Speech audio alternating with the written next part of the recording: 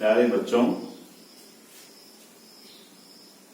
आज हम लोग कार्बनिक रसायन में प्रस्तावना का दूसरा पार्ट देखेंगे, जिसमें हम लोग पढ़ेंगे कि किसी कार्बन परमाणु पर ज्यामिति क्या होगी,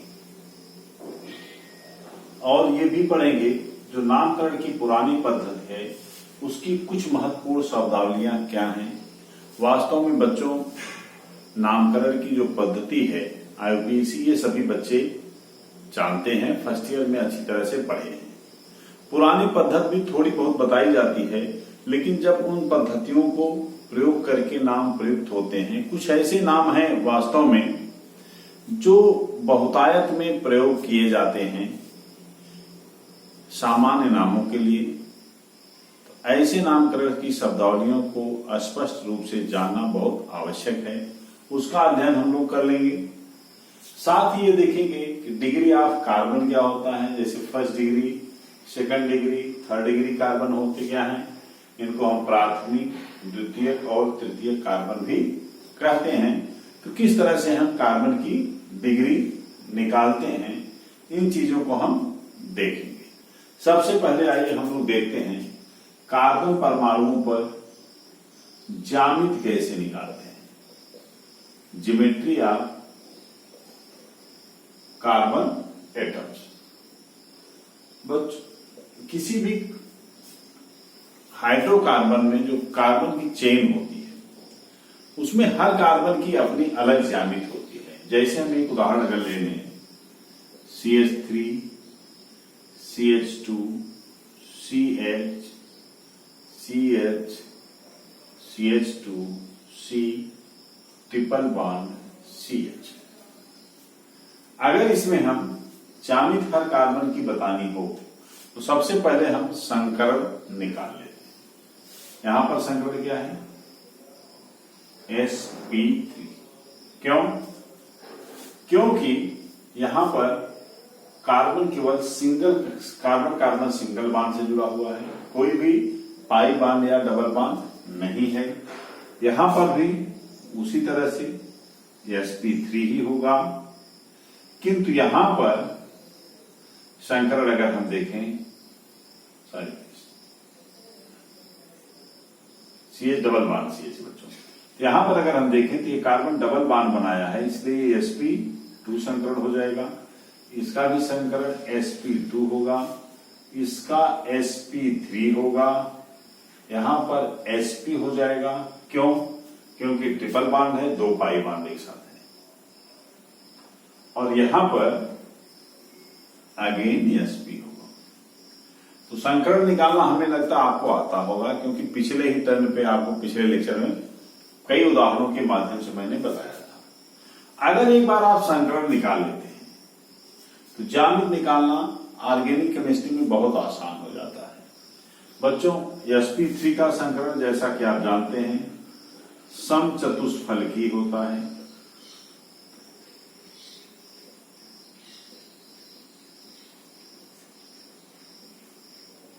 अगर sp3 है, sp2 अगर है तो ये हो जाता है त्रिकोणीय समतलीय। इसका मतलब है ट्राइएंगुलर प्लेनर। समचतुष्फलकी का मतलब क्या होता है? टेट्राहेड्रल। ये है ट्राइएंगुलर प्लेनर। और अगर sp है तो ज्यामिति रेखीय होती है, जिसको हम लीनियर कहते हैं। अब इन ज्यामितियों के विषय में बेटा आप अच्छी तरह से जानते हो, फिर भी एक बार हम थोड़ा सा देख लेते हैं। sp3 संकरण जो होता है समचतुष्फलकी, इसमें अगर ये कार्बन है तो इस पर ज्यामिति इस तरह से होती है कुछ। इस ज्यामिति को समझने के लिए आपको ये जानना है कि यह एक 3D स्ट्रक्चर को बनाने की कोशिश की गई है, जिसमें कार्बन पर समान दूरी पर चारों बॉन्ड जुड़े हुए हैं। इसको हम लोग थोड़ा सा अगर विजुअलाइज करेंगे, इस तरह से देख सकते हैं। आप मेरे हाथ में देखिए, 1 2 3 4, कुछ इस तरह की संरचना होती है। ऐसे 1 2 3 और 4।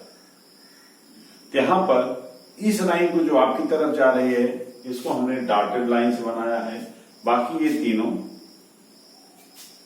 डार्क लाइन से।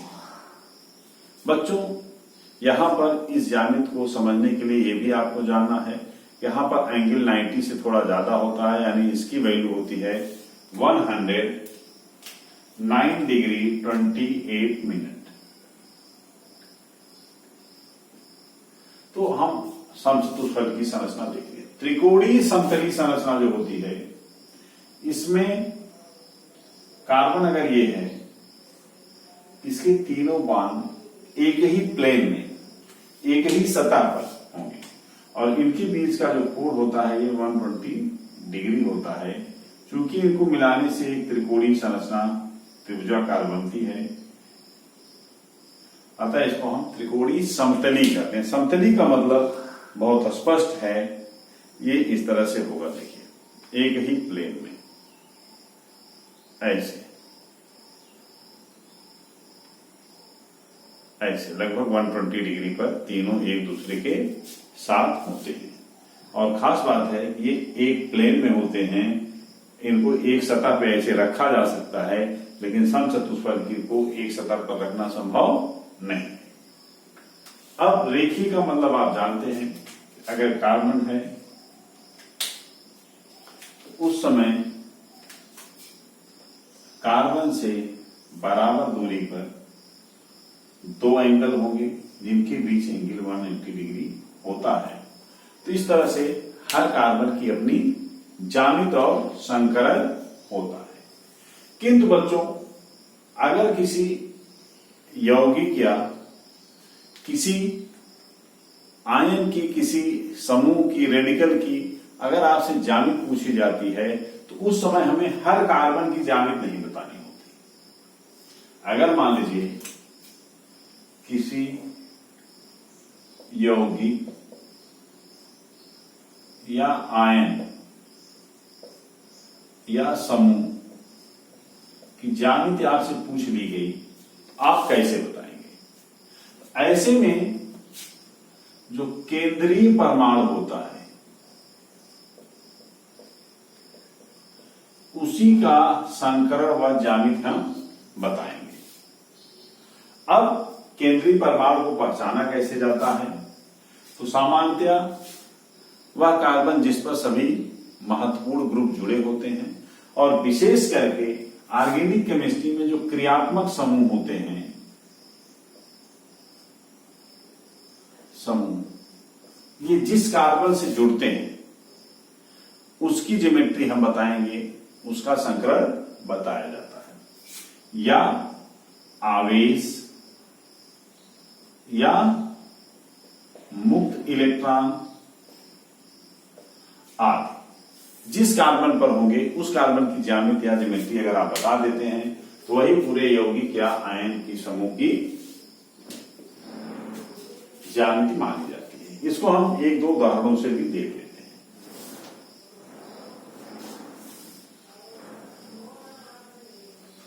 देखिए, जैसे आपसे अगर पूछा गया कि आप CH3 CH2 CHCl CH3 की ज्यामिति क्या होगी? बच्चों देखो, यहां पे CH3 CH2 CH3 सबकी बॉन्डिंग एक ही जैसी है। अगर ओपन करिए, C C C C H H H, यहां Cl है, यहां पर H है। तो जब सभी कार्बन एक जैसे हैं तो सबकी ज्यामिति एक जैसी होगी। लेकिन फिर भी ज्यामिति की जब बात की जाएगी, तो हम उस कार्बन को लेंगे जिस पर क्रियात्मक समूह जुड़ा हुआ है। तो अगर यहां पर मान लीजिए sp3 संकरण है, जैसा कि आप देख रहे हैं, इसकी ज्यामिति समचतुष्फलकी होगी।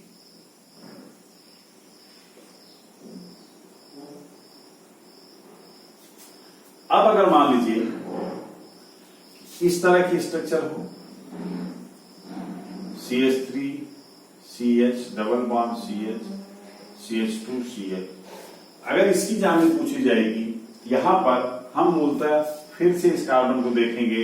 इसकी ज्यामिति देखिए sp3 है, यहां पर डबल बॉन्ड है तो ये sp होगा, यहां पर भी डबल बॉन्ड है तो ये sp हो जाएगा, और यहां पर sp3 होगा क्योंकि कोई भी पाई बॉन्ड नहीं है। तो जब इसकी ज्यामिति हम बताएंगे सारी sp2 हो जाएगा। तो यहां पर जब हम ज्यामिति बताएंगे ये sp2 है, लेकिन हम इनकी ज्यामिति ना बता करके हम इस ग्रुप के आधार पर ज्यामिति बताएंगे, और यहां पर ज्यामिति sp3 यानी समचतुष्फलकी होना होगा। तो ये ध्यान रखना है। अगर मान लीजिए जैसे आपसे पूछा जाता है CH3 CH2 CH CH3 plus आए, इसकी ज्यामिति क्या होगी? तो आवेश किस कार्बन पर है? CH पर है। अब बच्चों अगर इसको हम देखें तो हो जाएगा CH3 CH2 CH CH3 plus. यहां पर प्लस आवेश जो है, धन आवेश, ये वैकेंट रिक्त कक्षक पर है।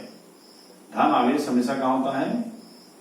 रिक्त कक्षक, और रिक्त कक्षक जो होता है वो संकरण में भाग नहीं लेता है। वैकेंट ऑर्बिटल्स कभी भी हाइब्रिडाइजेशन में या संकरण में भाग नहीं लेंगी, तो हम इसको कैलकुलेट नहीं करेंगे। तो यहां पर केवल 1 2 3 ही बांड बन पाएंगे, चौथा बांड नहीं होगा। और अभी आपने देखा था कि समचतुष्फलकी में 4 बांड होने जरूरी हैं, तो 3 अगर है तो 3 ही संकरण वाली कक्षकें होंगी, और यहां पर होगा संकरण sp। और अगर संकरण sp2 है तो इसकी ज्यामिति क्या हो जाएगी? त्रिकोणीय समतलीय।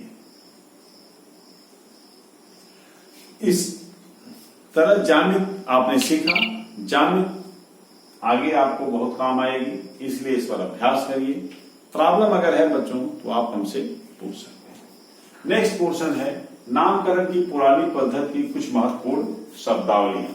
इसको हम लोग चलिए देखते हैं।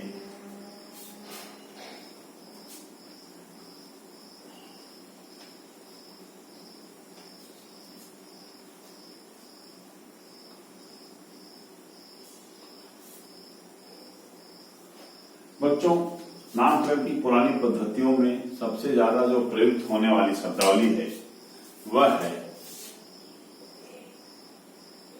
Normal and for normal, iso and neo. ये तीनों नाम बहुत ज्यादा प्रयोग किए जाते हैं। इनका मतलब क्या है?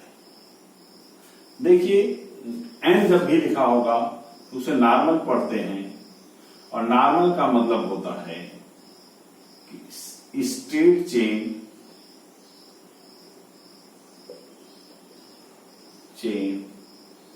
Hydro carbon without branching. इसका मतलब है कि हाइड्रोकार्बन की चेन स्ट्रेट होगी, कहीं पर कोई ब्रांचिंग नहीं। आइसो अगर दिया जाता है, इसका मतलब होता है कि इसमें एक आइसोप्रोपिल ग्रुप होगा।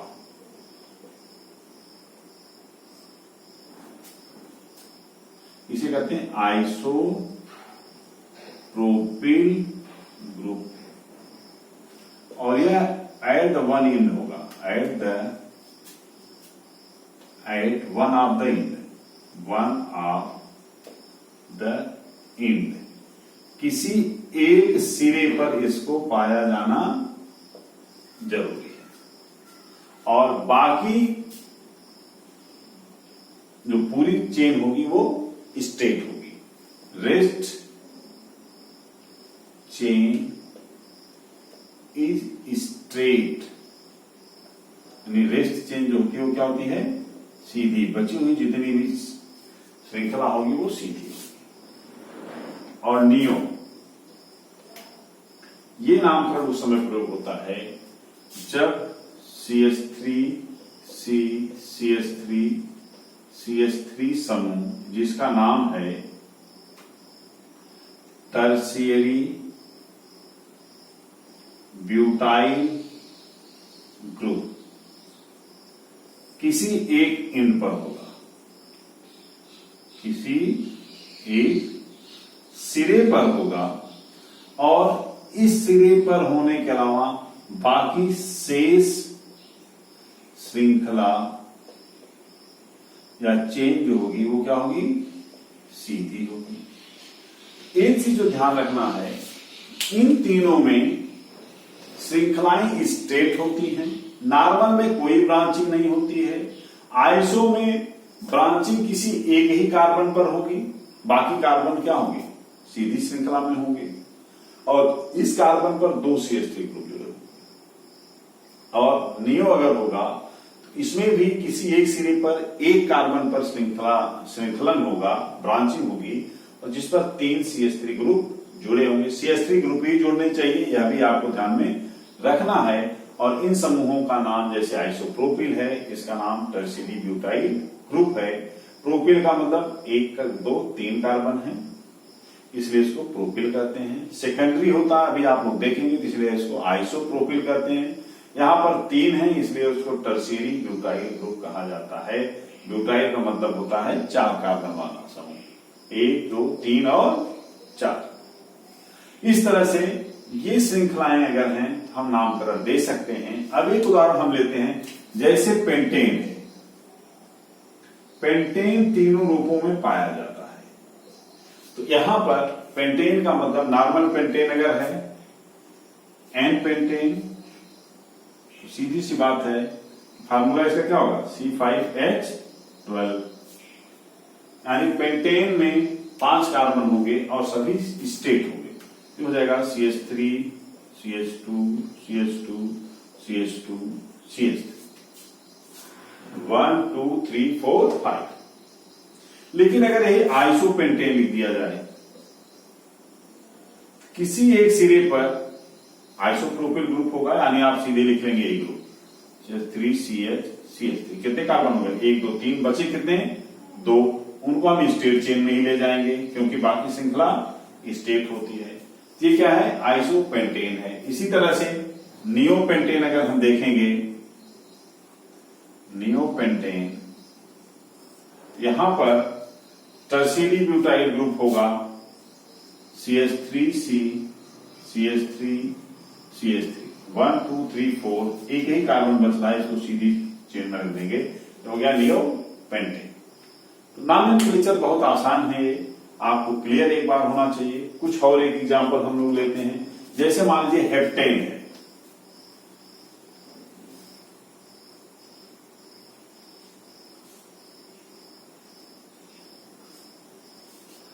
हेप्टेन अगर दिया गया, एन हेप्टेन, आइसोहेप्टेन और नियोहेप्टेन, आपको इनका स्ट्रक्चर बनाना है। देखो बच्चों, एन हेप्टेन में, हेप्टेन का मतलब क्या होता है, 7 कार्बन वाले, C7H16, 7 कार्बन वाला एल्केन। यहां पर जो संरचना हो जाएगी वो क्या होगी, CH3, CH2, CH2, CH2, CH2, CH2, 1, 2, 3, 4, 5, 6 और 7।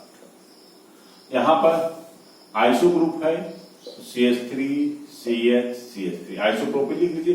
बाकी श्रृंखला को सीधी कर दीजिए, 3 कार्बन है, 7 होंगे, 4 स्टेट चेन हो जाएंगे, CH2, CH2, CH2, CH3। इसी तरह से नियोहेप्टेन अगर है तो आप टर्शियरी ब्यूटाइल ग्रुप पहले लिख लीजिए, 4 हो गया, 3 बचेंगे, CH3। इस तरह से आप देख रहे हैं कि नॉर्मल, आइसो और नियो नॉमेनक्लेचर किस तरह से प्रयोग होता है। एक प्रश्न आपके दिमाग में उठ सकता है, अगर मान लीजिए कोई एक कंपाउंड इस तरह का है, CH3C, CH3, CH, CH2, CH, CH3, CH3, 1, 2, 3, 4, 5, 6, 7, इसके दोनों सिरों पर आइसोप्रोपिल ग्रुप है। इसको हम क्या आइसोहेप्टेन कर सकते हैं? नहीं, बिल्कुल नहीं कर सकते, क्योंकि आपको डिफिनेशन में मैंने बताया था किसी एक सिरे पर ही ये ग्रुप होने चाहिए। अगर दोनों सिरे पर हैं तो ब्रांचिंग कॉम्प्लिकेटेड हो जाती है। ऐसी स्थिति में हम पुरानी नामकरण पद्धति का प्रयोग कदापि नहीं कर सकते। इसको आईयूपीएसी नॉमेनक्लेचर से ही हम स्पष्ट कर सकते हैं। ये आपको ध्यान में रखना है। ये नामकरण बहुत सीमित प्रयोग के हैं और इनमें इन समूहों का होना अनिवार्य है। अब क्रियात्मक समूह जैसे हैं तो उनमें अगर इनका प्रयोग किया जाता है नामकरणों का, तो कैसे इसको हम देखेंगे। जैसे अगर कोई कहता है आइसोपेंटिल क्लोराइड या आइसोपेंटेनॉल, देखिए कोई कहता है, मान लीजिए आइसोपेंटेनॉल क्या है बच्चों? CH3 CH CH3 CH2 CH3, ये आइसोपेंटेन है। 1 2 3 4 5। अब आइसोपेंटेनॉल जब कहा जाएगा, इसका मतलब है कि पेंटेन का जो आल है, आल का मतलब क्या होता है? OH समूह, OH ग्रुप। यह OH ग्रुप आइसोप्रोपिल वाले कार्बन पर होगा। आइसोप्रोपिल का कार्बन ये है, CH का H हट जाएगा, यहां पर OH आ जाएगा, ये हो गया आइसोपेंटेनॉल। इसी तरह से अगर नियोपेंटेनॉल दिया हुआ है तब देखिए क्या होगा, CH3 C CH3 CH3 CH3। अब इसमें 1 2 3 4 5 नियोपेंटेन हो गया। तो नियोपेंटेनॉल नाम जल्दी दिया नहीं जाता क्योंकि इसका क्वार्टरनरी कार्बन ओपन नहीं है, लेकिन अगर फिर भी अगर दिया गया है तो आप इसको यहां पर ले लेंगे और यहां पर हो जाएगा CH2OH। यह है नियोपेंटेनॉल। तो जब भी नामकरण आप देखेंगे कैसे प्रयोग करेंगे, ये समूह की स्थिति को भी स्पष्ट करता है। तो हमें लगता है आप नियो, आइसो और नॉर्मल नामकरण को आसानी से समझ गए होंगे। अगर कहीं कोई प्रॉब्लम है तो आप हमसे पूछिए। नेक्स्ट अब हम लोग देखेंगे फर्स्ट डिग्री, सेकंड डिग्री और थर्ड डिग्री कार्बन क्या होते हैं। Degree of carbon.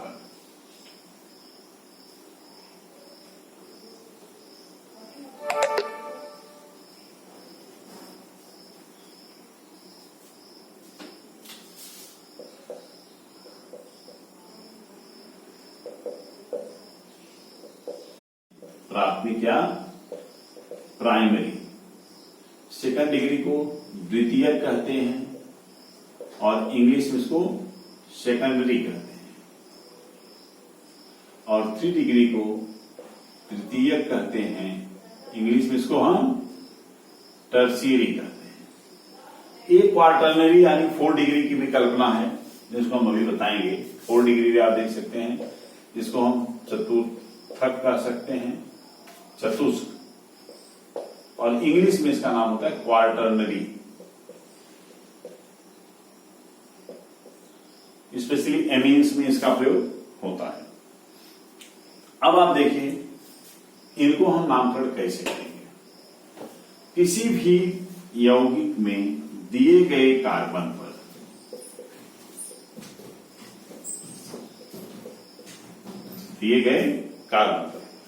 जितने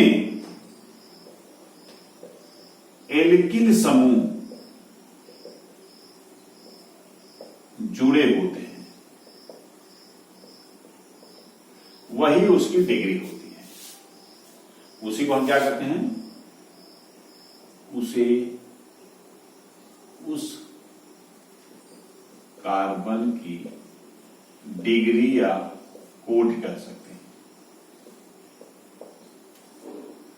अब जैसे हम अगर एक यौगिक ले लें, CH3 CH2 CH2 CH3, इसमें CH CH3 CH3, इसमें पहले कार्बन की डिग्री क्या होगी?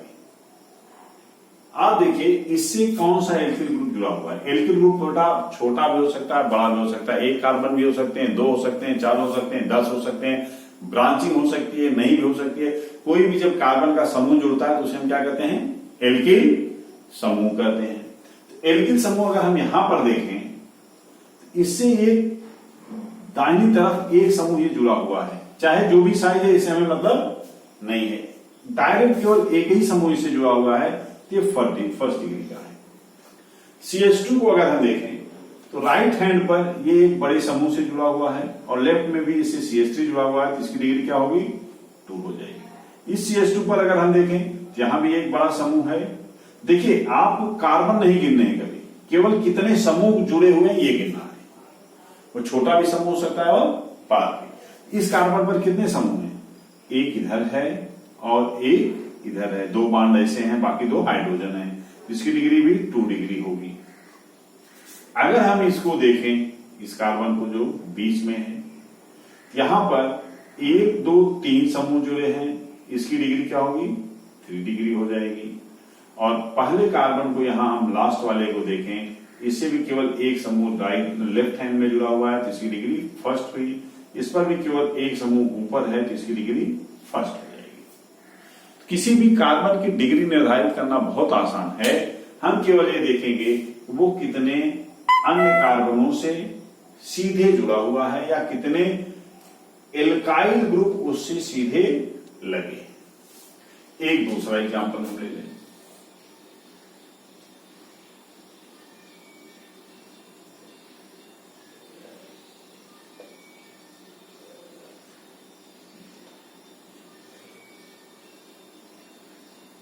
यहां पर अगर हम देखें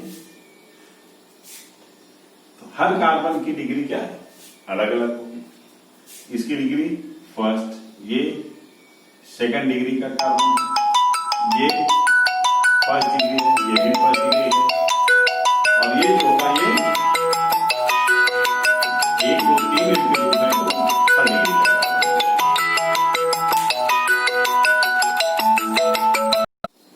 हाँ तो बच्चों थोड़ा सा व्यवधान आ गया था। First degree, second degree, 3 degree, 1 degree, 1 degree, इसका हमने निकाल लिया। अब इसको अगर हम देखें तो एल्कोहल के रूप में जब ये लिखा जाएगा तो 3 डिग्री एल्कोहल कहा जाता है, क्योंकि OH ग्रुप है, OH ग्रुप है तो एल्कोहल होगा, एल्कोहल है तो इसको हम 3 डिग्री कहेंगे, क्योंकि एल्कोहलिक ग्रुप कहां है, 3 डिग्री पर है। तो जब कोई क्रियात्मक समूह जुड़ेगा तब उस यौगिक की जो डिग्री बताई जाएगी वह उस आधार पर बताई जाएगी जिस कार्बन पर वह समूह होता है, उसकी जो डिग्री होगी वही उस ग्रुप की भी डिग्री हो जाती है, उस पूरे यौगिक की डिग्री मानी जाती है। जैसे हम अगर कहते हैं CH3 CH2 CH CH CH और यहां पर Cl है, तो देखिए यह एक एल्किल हैलाइड है। किस डिग्री का एल्किल हैलाइड है, हैलाइड क्यों है, क्योंकि हैलोजन है, एल्केन ग्रुप है, एल्केन और हैलोजन मिलकर क्या बनेगा, हैलो एल्केन या एल्किल हैलाइड। एल्किल समूह है, हैलोजन है, हैलोजन को हैलाइड कहते हैं, तो इसको हम एल्किल हैलाइड भी कह सकते हैं। अब 21 डिग्री का एल्किल हैलाइड है आपको बताना है, तो हैलोजन जहां है उस कार्बन को हम देखेंगे, इसकी डिग्री क्या है, देखिए ये फर्स्ट डिग्री, सेकंड डिग्री, ये भी क्या है, सेकंड डिग्री का है, क्योंकि इस पर केवल 2 कार्बन मिले हुए। Cl को हम नहीं जोड़ेंगे, ध्यान जो रखना है कि Cl एक समूह है लेकिन ये एल्किल समूह नहीं है, तो डिग्री निकालते समय इसको नहीं जोड़ा जाएगा। केवल हम एल्किल समूहों को जोड़ते हैं, 2 एल्किल समूह इससे जुड़े हुए हैं, साइज उनकी चाहे जो भी हो, अगर 2 ग्रुप जुड़े हैं एल्किल के तो ये सेकंड डिग्री का होगा और इसको हम सेकंड डिग्री एल्किल हैलाइड कहते हैं। इस तरह से हम डिग्री कैलकुलेट कर सकते हैं हर कार्बन की या किसी एक कंपाउंड में, किसी एक यौगिक में दिए गए क्रियात्मक समूह के आधार पर हम डिग्री का निर्धारण करेंगे। तो बच्चों इस तरह से क्वार्टरनरी अभी हमने बताया था, जैसे देखिए C है, अगर इसमें R1 R2 R3 R4 4 क्रियात्मक समूह जुड़े हो, अब इसकी डिग्री निकालना क्या है, आसान है, ये 4 डिग्री हो जाएगी, यहाँ पे ये 4 डिग्री का है, लेकिन यहां पर कोई क्रियात्मक समूह नहीं जुड़ सकता, क्योंकि जैसे ही क्रियात्मक समूह आप जैसे आर को हटाए, एक एल्किल समूह हटा के आपने कोई भी ग्रुप जी जोड़ दिया, अब ये जुड़ेगा नहीं डिग्री में, तो इसकी 1 2 3 डिग्री केवल रह जाएगी। यानी जो क्रियात्मक समूह वाले यौगिक हैं वहां पर डिग्री हमेशा 3 डिग्री तक ही लिमिटेड होती है। इसीलिए सामान्यतया प्राथमिक, द्वितीयक व तृतीयक नाम यूज किए जाते हैं। चतुर्थ या क्वार्टरली डिग्री यहां पर प्रयोग नहीं की जाती। ये विशेष करके आपको ध्यान में रखना है। क्वार्टरली नामकरण आपको नाइट्रोजन के यौगिकों में मिलेगा। एमीन्स जब हम पढ़ेंगे तो वहां इसको हम लोग देखेंगे। तो आज के लिए अब इतना ही। Thank you.